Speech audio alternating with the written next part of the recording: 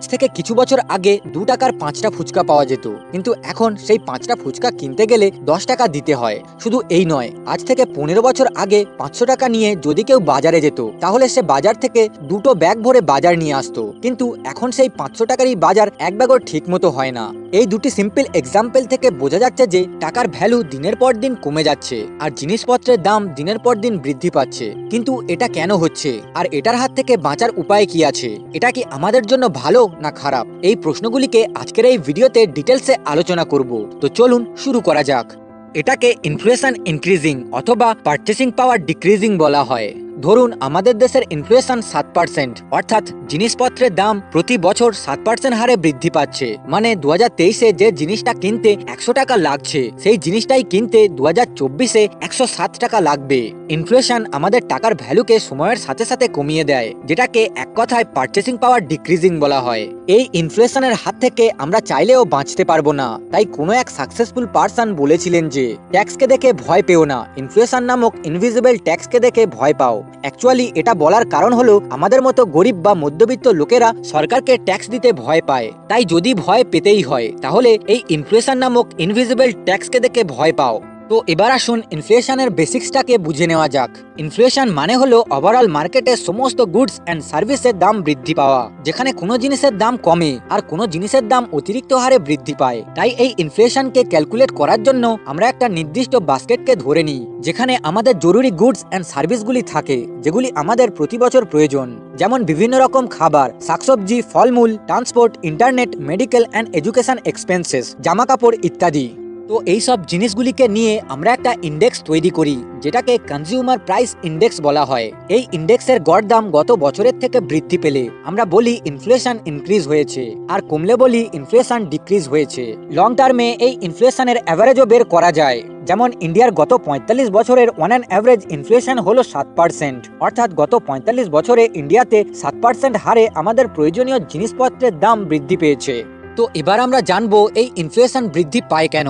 তো ইনফ্লেশন বৃদ্ধি পাওয়ার অনেকগুলি কারণ আছে, কিন্তু আমি এই ভিডিওতে প্রধান 3টি কারণ নিয়ে আলোচনা করব। সো রিজন নাম্বার 1, ডিমান্ড পুল ইনফ্লেশন। এই ইনফ্লেশনটা অ্যাকচুয়ালি ডিমান্ড অ্যান্ড সাপ্লাইয়ের ওপর নির্ভরশীল। এই ইনফ্লেশনটারও কয়েকটি কারণ আছে, যার মধ্যে প্রথম কারণটি হলো ইকোনমিক গ্রোথ। যখন কোনো দেশের ইকোনমি আস্তে আস্তে গ্রো করে, তখন সবার কাছে বেশি করে টাকা আসে, আর তারা সেই টাকাকে বেশি বেশি করে আলাদা আলাদা জিনিসের পিছনে খরচা করতে পারে, যার ফলে জিনিসপত্রের ডিমান্ড বাড়ে। ফলে যে কোনো কোম্পানি নিজেদের প্রোডাক্টের দাম বাড়ায়, আর এই প্রসেসটাই ইনফ্লেশনের রূপ নেয়। দ্বিতীয় কারণটি হলো লেস সাপ্লাই, অর্থাৎ কোনো জিনিস মার্কেটে যতটা প্রয়োজন তার থেকে কম সাপ্লাই হওয়া। ধরুন হঠাৎ কোনো প্রাকৃতিক দুর্যোগ বা মহামারীর কারণে ধান, গম ইত্যাদি ফসলগুলি ভালো ফললো না, তাই মার্কেটে এইসব ফসলগুলির সাপ্লাই কমে গেল, ফলে অটোমেটিক ডিমান্ড বৃদ্ধি পেল, তাই এই ফসলগুলির দামও বৃদ্ধি পেল। Reason number 2, increasing price of র ম্যাটেরিয়ালস, অর্থাৎ বিভিন্ন কারণে র ম্যাটেরিয়ালসের দাম বাড়া। যেমন ধরুন সরকার কোনো নতুন ট্যাক্স রুল বের করেছে, যার জন্য র ম্যাটেরিয়ালসের দাম বেড়ে গেছে, ফলে কোম্পানিগুলির ক্ষেত্রে প্রোডাক্টগুলিকে তৈরি করতে বেশি টাকা খরচা পড়ছে। তাই কোম্পানিগুলি নিজের প্রফিটকে বের করার জন্য প্রোডাক্টগুলির দাম বাড়িয়ে দেবে, ফলে ইনফ্লেশন ঘটবে। এই ধরনের ইনফ্লেশনকে কস্ট পুশ ইনফ্লেশন বলা হয়। রিজন নাম্বার 3, কারেন্সি ডেপ্রিসিয়েশন, অর্থাৎ কোনো দেশের টাকার ভ্যালু কমে যাওয়া। এর অনেকগুলি কারণ আছে, কিন্তু এর মেন কারণ হলো মোর মানি প্রিন্টিং, মানে সরকারের দ্বারা বেশি বেশি নোট প্রিন্ট করা। এটা একটা মারাত্মক কারণ। এর জন্য কোনো দেশ হাইপার ইনফ্লেশনের কবলে পড়তে পারে। এই হাইপার ইনফ্লেশনের জন্য আমাদের টাকার ভ্যালু খুব দ্রুত গতিতে কমতে থাকে। যেমন 2008 সালে জিম্বাবুইতে হাইপার ইনফ্লেশন হয়েছিল, যার কারণে জিম্বাবুই সরকারকে বেশি বেশি নোট ছাপাতে হয়েছিল, যেখানে তারা 1 ট্রিলিয়ন জিম্বাবুই ডলারের নোটও ছাপিয়েছিল, যার ভ্যালু তখন $1 সমান ছিল। অর্থাৎ বুঝতেই পারছেন জিম্বাবুয়ের অবস্থা তখন ঠিক কি হয়েছিল। এবার দেখা যাক এই ইনফ্লেশন আমাদের জন্য ভালো না খারাপ। 3 থেকে 4% ইনফ্লেশন আমাদের জন্য ভালো, কারণ এর জন্য আমাদের দেশের জিডিপি গ্রো করবে। কিন্তু এর থেকে বেশি ইনফ্লেশন হলে আমাদের টাকার ভ্যালু দ্রুত গতিতে কমতে থাকবে। এর ফলে আমাদের লাইফ টাইম ইনকামের অর্ধেকেরও বেশি এই ইনফ্লেশন শেষ করে দেবে। তাই আমাদেরকে এই ইনফ্লেশনের হাত থেকে বাঁচার রাস্তা বের করতে হবে। কিন্তু আগেই বলেছি, ইনফ্লেশনের হাত থেকে বাঁচা যায় না, শুধু একে হারানো যায়।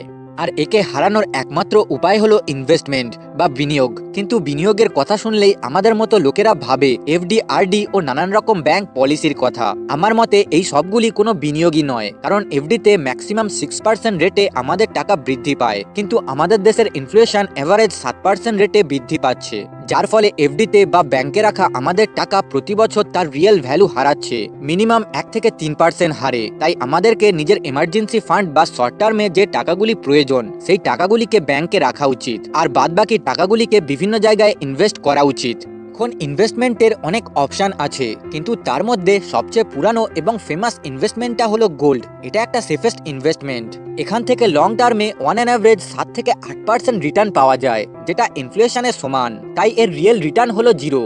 নেক্সট ইনভেস্টমেন্ট অপশান হলো আমাদের mind.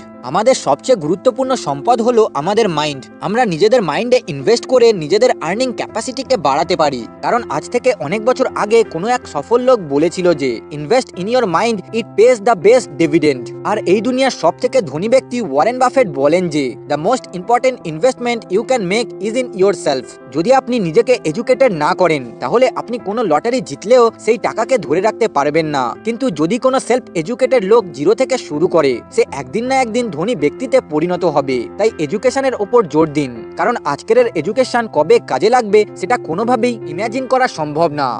Next and last investment option হলো স্টক মার্কেট। কিন্তু স্টক মার্কেটের কথা শুনলেই আমাদের মধ্যে বেশিরভাগ লোকই ভয় পায়, কারণ তারা ভাবে এটা খুব রিস্কি। একদিক থেকে তারা সত্যিই বলে, কারণ কিছু না জেনে যদি স্টক মার্কেটে ইনভেস্ট করা যায় তাহলে সেটা সুইসাইড করার সমান হবে, কারণ ড্রাইভিং না জেনে যদি গাড়ি চালানো হয় তাহলে অ্যাক্সিডেন্ট হবেই। ঠিক তেমনই স্টকসে ইনভেস্ট করার আগে অবশ্যই এন্ড স্ক্রিনে দেওয়া ভিডিওগুলিকে দেখে নিন, কারণ ইনভেস্টমেন্টের বিভিন্ন নিয়ম ও উপায় নিয়ে এই ভিডিওগুলিকে বানানো হয়েছে, তাই অবশ্যই এন্ড স্ক্রিন চেক করুন।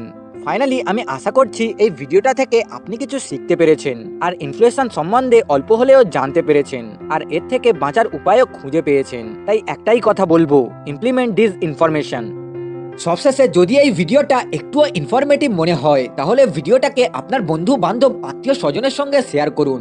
আর যদি আপনি এই ভিডিওটাকে ফেসবুকে দেখে থাকেন তাহলে ফলো করুন, আর ইউটিউবে দেখে থাকলে চ্যানেলটাকে সাবস্ক্রাইব করুন।